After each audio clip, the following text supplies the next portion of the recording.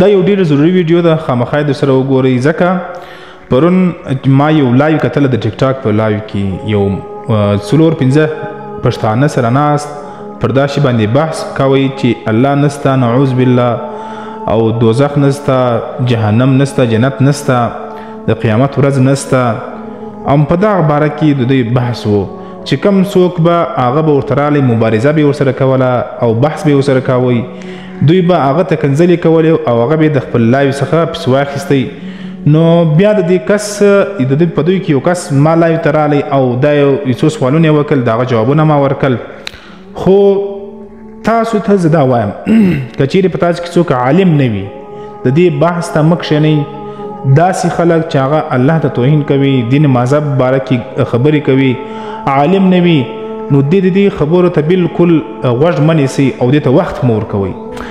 ځکه دا خلک چې دا د کرایې هغه منافقین دي چې هغه ته یهود دې ته باقاعده فنډ ورکوي، نصارا عیسایان دوی ته باقاعده فنډ ورکوي چې تاسې د مسلمانانو په ذهن کې تشویش پیدا کوي.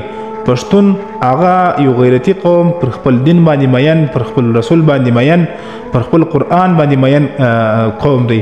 نو دوی داسې د کرایې خلک پیدا کړي چې تاسې شپه ورځ پر دې باندې بحث کوئ چې نعوذ بالله الله نسته او رسول نسته او دا شان ټوله دروغ دي. نعوذ بالله زموږ داسې کمزوره عقیده نه ده الحمدلله. خو زه صرف تاسو ته یو درخواست کوم چې د دې خلکو لایو ته مه ورځئ، دې خلکو ته کښېنئ نه او دې خلکو ته وخت مه ورکوئ.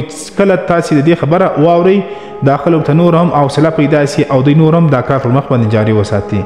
دې ویډیو سره ضرور ډیوټ وکړئ او دا مخ ته د سره شیر کړئ د مسلمانۍ په خاطر باندې.